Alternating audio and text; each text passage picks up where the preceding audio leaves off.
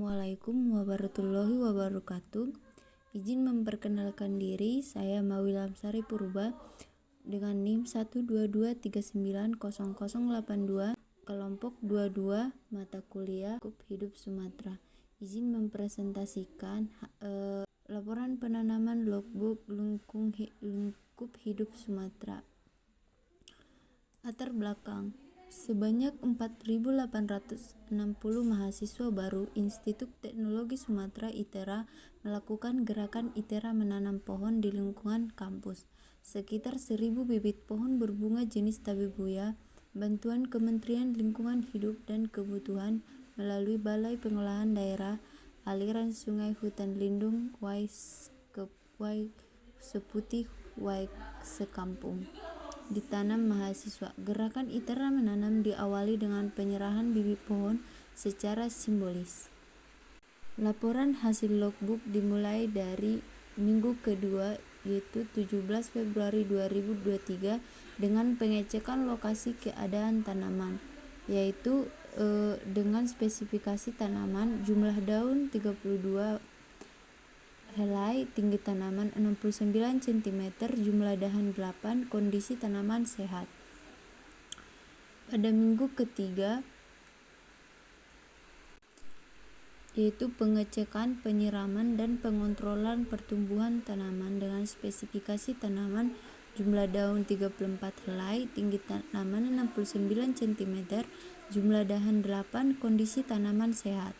Minggu ke-6, pengecekan dan pembersihan sekitar tanaman, yaitu jumlah daun 36 helai, tinggi tanaman 70 cm, jumlah dahan 8, kondisi tanaman sehat.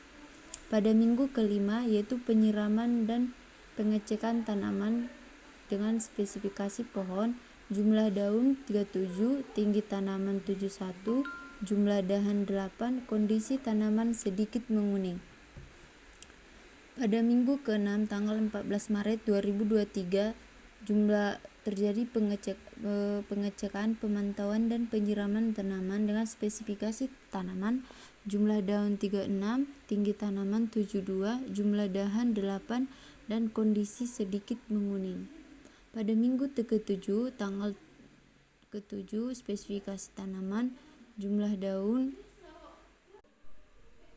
pengecekan dan pemantauan tanaman dengan spesifikasi tanaman, jumlah daun 37, tinggi tanaman 73, jumlah dahan 8, kondisi tanaman tahap pemulihan setelah terjadinya penguningan. Pada minggu ke-8 yaitu 22 Maret 2023 yaitu pengecekan, penambahan kompos dan pemberian pupuk pada tanaman. Spesifikasi tanaman, jumlah daun 37, tinggi tanaman 73, jumlah dahan 8 dan kondisi tanaman sehat. Pada minggu ke-9 terjadi pengecekan, pemantauan pertumbuhan tanaman, yaitu jumlah daun sama dengan 38, tinggi tanaman 73 cm, jumlah dahan 8 dan kondisi tanaman sehat. Pada minggu ke-6 6 April pada minggu ke-10 6 April 2023 pengecekan, pemantauan dan penyiraman tanaman dengan spesifikasi tanaman, jumlah daun 38, tinggi tanaman 73 cm, jumlah dahan 8 dan kondisi tanaman sehat. Minggu ke-11 14 April 2023 pengecekan dan pemantauan tanaman dengan jumlah daun 43, tinggi tanaman 75, jumlah daun 9, kondisi tanaman sehat. Minggu ke-12 19 April 2023 pengecekan dan pembersihan sekitaran tanaman.